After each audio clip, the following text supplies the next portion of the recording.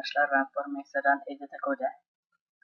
Şimdi sizlerle birlikte bir NoTorrent yapmayı öğreneceğiz. Anti-torrent, yani Metin 2 torrentsiz giriş, bir nevi hileleri Türk'te çalıştırabilmeniz için bir program. CMD olarak değil, X olarak yapacağız. Gerekli program Visual Basic 2010 Express. Ben konuda linkini vereceğim. Şimdi File'dan New Project diyoruz ve projemize isim verip OK diyoruz. Çalışmamız başladıktan sonra istediğimiz şekli verebiliriz. Size kalmış bir şey bu. Ben biraz güzel bir şey yapacağım.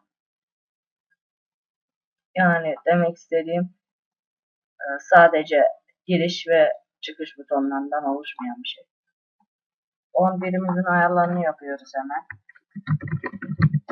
Properties penceresinden sağdaki ayarlayabilirsiniz bunları. Edit Code NoTorrent. Daha sonra arka planını şöyle ben büyük bir arka plan aldım. Beğendim. Yani wallpaper aldım. Onun sığdığı kadar yapacağım onu.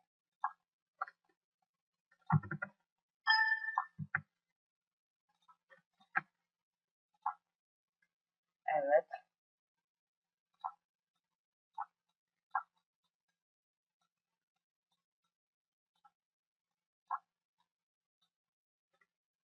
Şu şekilde.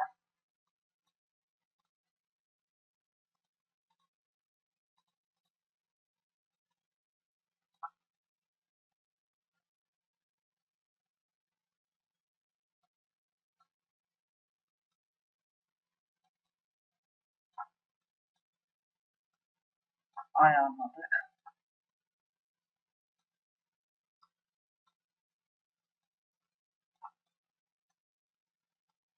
Evet. Ayarladıktan sonra Form 1'de birkaç değişiklik yapmamız lazım. Fixed 3'te. Minimize box'u, maximize box'u, false. Ardından iki tane buton ekliyoruz. Eşit boyutta iki buton.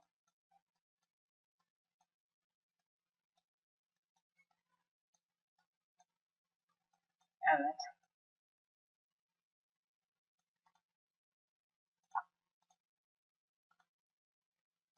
Formumuzu biraz küçültelim. Daha sonra ben bu şekilde yapacağım. İsterseniz yapmayabilirsiniz. Daha güzel gözükmesi için. Flat style'ını kapıp back color'ını extreme yapacağım. Bar color'ına da beyaz. Ardından oyuna giriş yapıyoruz. İkinci butona da NoTorrent ya da iki butonlu yapmayalım. Şu şekilde olsun.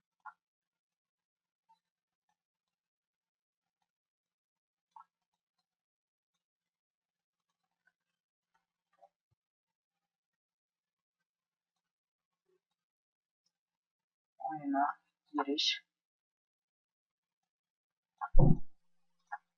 Biraz daha küçültelim programımızı.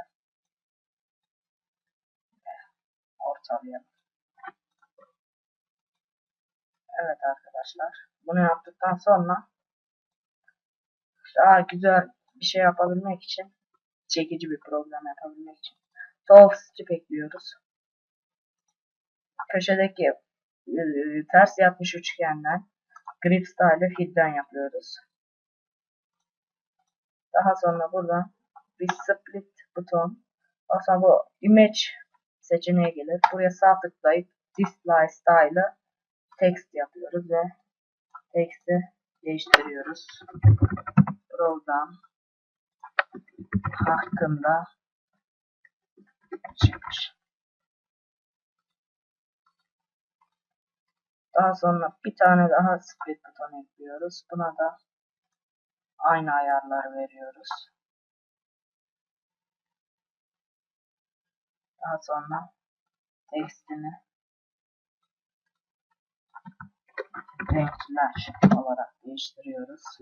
Araç çubuğu.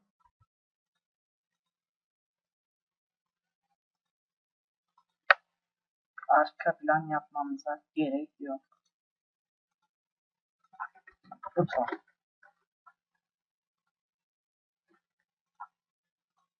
Ve 2 adet color diyalog ekliyoruz. Daha sonra projekten Add Windows On diyoruz. Onun adını da hakkında yapıyoruz.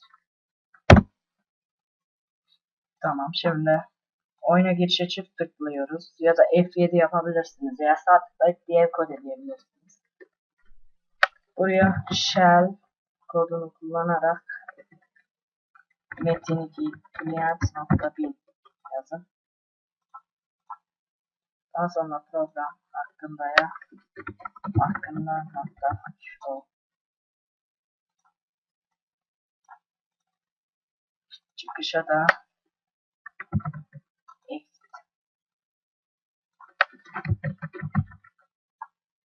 me. Tamam. Şimdi renk ayarlarını yapalım.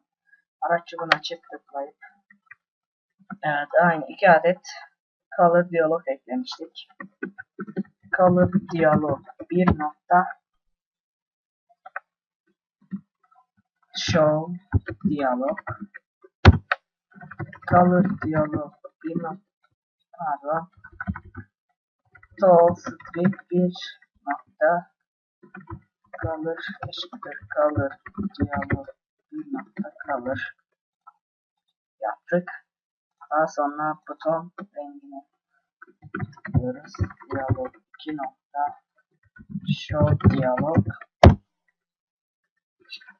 buton 1 nokta back color eşittir color diyalog 1 nokta color. Evet, bunları da ayarladık. Şimdi hakkında ayarlayalım. Şöyle diğer forma uyguladığımız ayarları yine buna da uyguluyoruz. False fixed 3'te ve bir text box ekliyoruz. Bunu yine üçgene tıklayıp multiline yapıyoruz ve tam ekranı almasını sağlıyoruz. Daha sonra text box'un ayarlarından hemen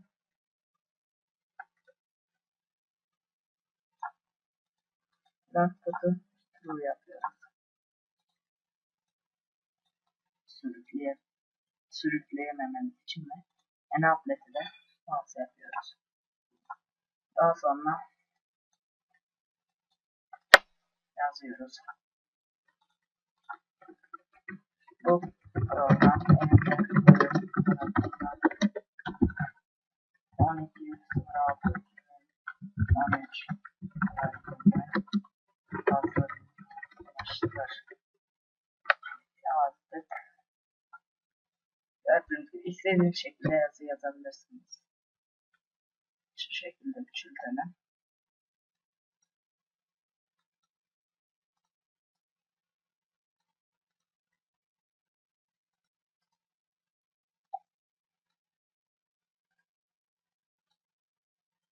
Şöyle tekrarlar yapalım.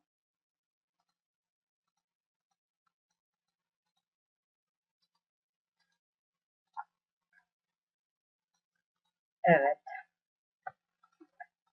Tamamladık arkadaşlar. Deniyoruz.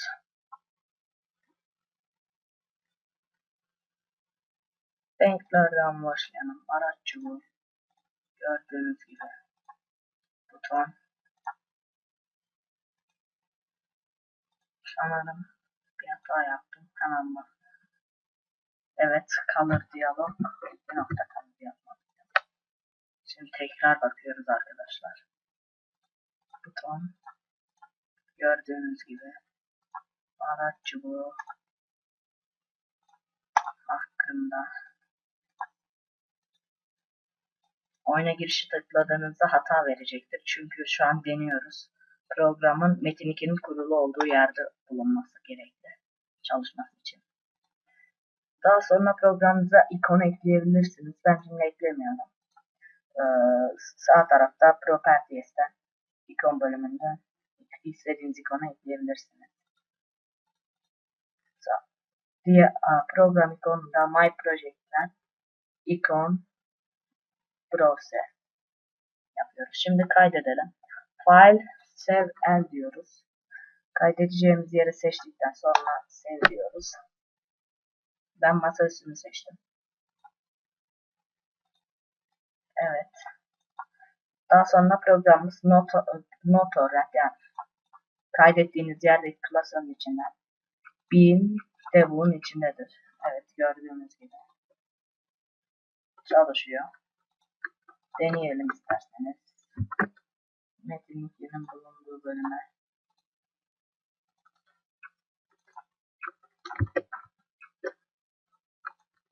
yapıştıralım.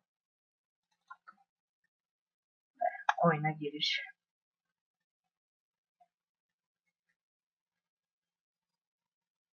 Bekliyoruz.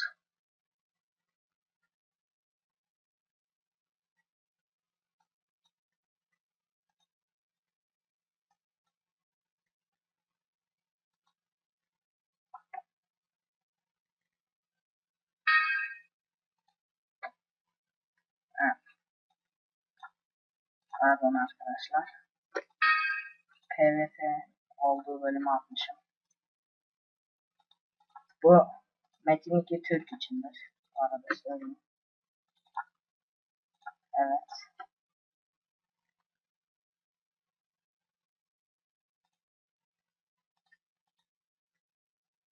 Gördüğünüz gibi açılıyor. Torrent yapmadık. Torrent pekinizi günceller arkadaşlar. Bu da attığınız hilenin silinmesine neden olur. Bu yüzden hile kullanamazsınız. Bu yaptığınız anti-torrent ile kullanabilirsiniz ancak. Tabii kısa yollar da var. Normal, sade bir şey. Metin belgesi açıp Start Metin 2 Client 1000 yazıp farklı kaydetten simiyet olarak kaydedebilirsiniz. Çalıştığını garantilemek açısından. Evet. Gördüğünüz açıldı. Sorunsuz. Gördüğünüz gibi iyi forum var.